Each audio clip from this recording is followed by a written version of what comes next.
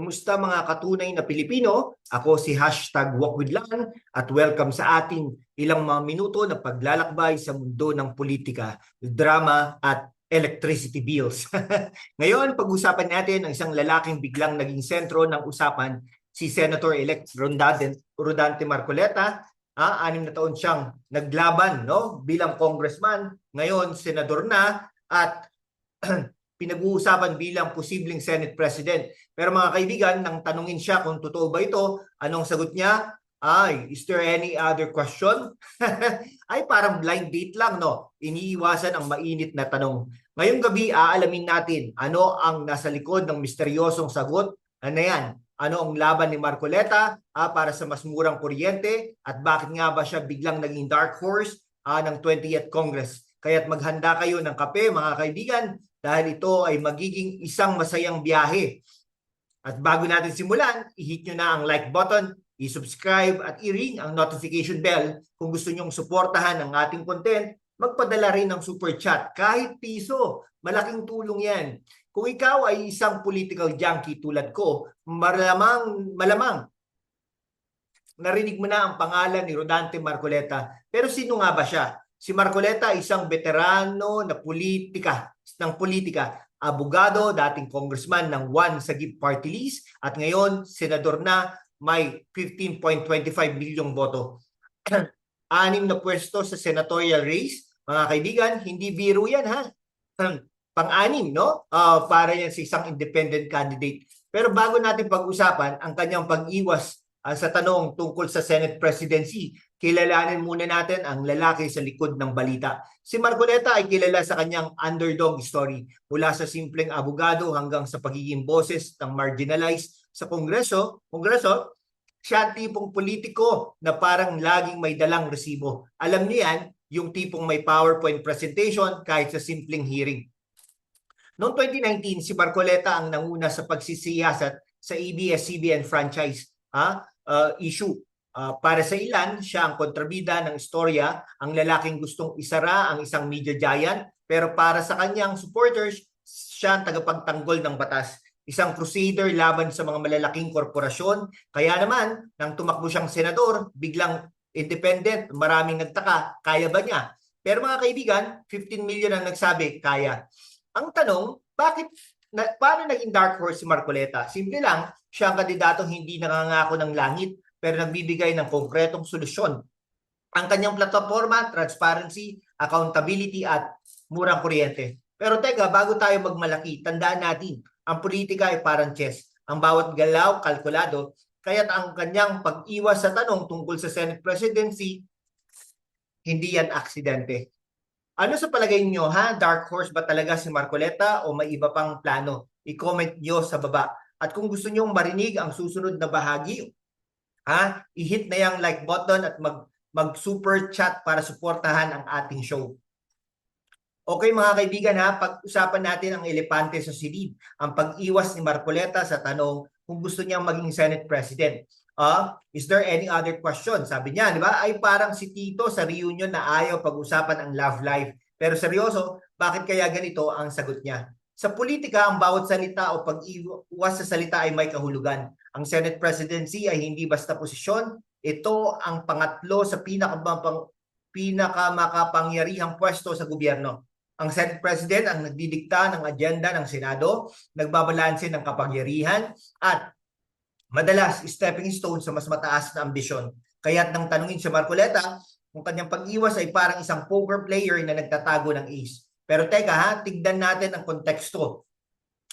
Ang 20th Congress ay magiging isang circus sa magandang paraan. Siyempre, may mga veteranong senador, mga bagong mukha at mga political dynasties. Si Marcoleta bilang independent ay nasa gitna ng lahat ng ito. Kung tatanggapin niya ang Senate presidency, kailangan niya mag-align ng isang political bloc.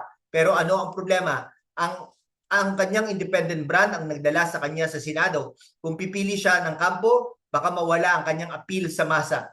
Kaya naman, ang is there any other question ay hindi lang pag-iwas, it's a strategic dodge. Pero aminin natin ang sagot na yan parang script mula sa teleserye. Rodante, ikaw ba ang magiging Senate President? May iba pang tanong? kung ako ang reporter, sasabihin ko, oh, meron, ano ang paborito mong adobo recipe? Mga kaibigan, sa palagay nyo, bakit nga ba umiiwas si Marcoleta? Gusto niya bang iwasan ang pressure o mas malaking plano niya? I-comment niyo yan sa baba at huwag kalimutang mag-super chat para suportahan ang ating malalim na pagsusuri.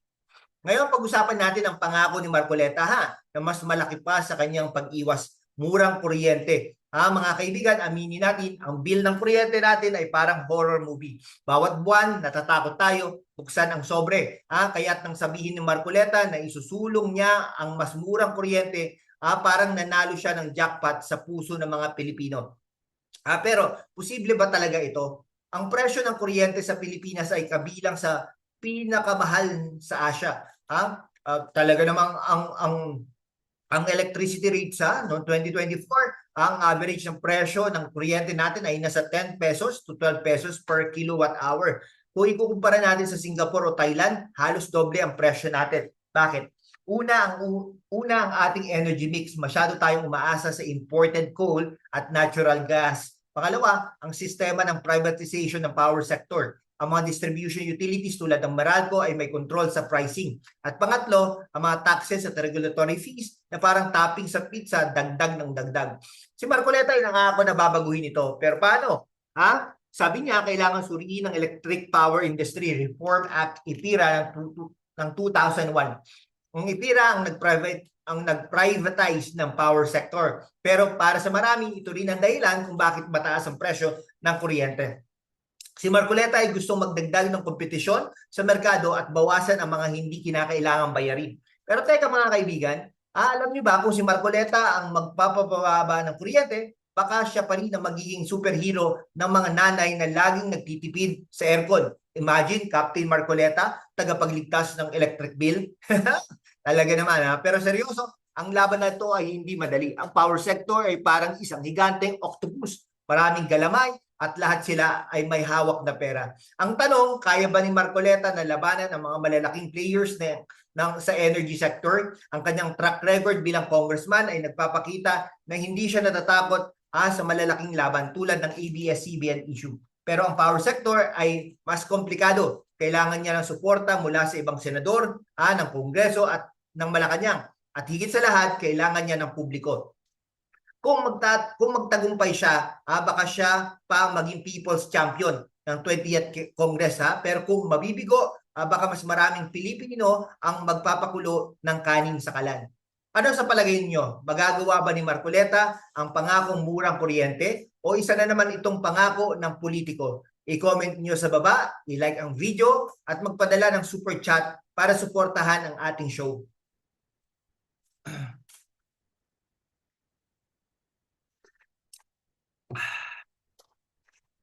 Ngayon, pag-usapan natin ang mas malaking larawan. Si Marcoleta ba talaga ang magiging Senate President o isa lang itong chismis na gawa ng mga senatorial dinners sa Forbes Park? Alam nyo, sa politika, ang chismis ay parang kape. Laging mainit pero hindi laging totoo.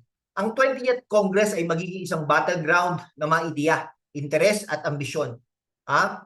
May mga bagong senador tulad ni Marcoleta, mga veterano tulad ni Chis Escudero at mga dynasties tulad ng mga Cayetano at Villar. Ang Senate President ang magiging referee sa larong ito. Pero bakit si Marcoleta ang pinag-uusapan? Una, siya ang independent kaya't maaring maging neutral na pagpipilian. Pangalawa, ang kanyang track record ay nagpapakita ng kagustuhang labanan ang status quo. At pangatlo, ang kanyang 15 milyong boto ay nagpapakita ng malakas na suporta mula sa masa. Pero narito ang catch Ang Senate presidency ay hindi lang tungkol sa boto o karisma. Ito ay tungkol sa alliances. Si Marcoleta ay kailangan makipag-ugnayan sa mga senador na may iba't ibang agenda. At kung sakali, kailangan niyang maging handa sa pressure mula sa Malacanang. Ang tanong, handang-handa na ba siya o kaya nga siya umiwas sa tanong dahil alam niya ang laki ng laban? Kung ako si Marcoleta, sasabihin ko, Senate President ay masyadong maraming paperwork. Magpapababa na lang ako ng kuryente.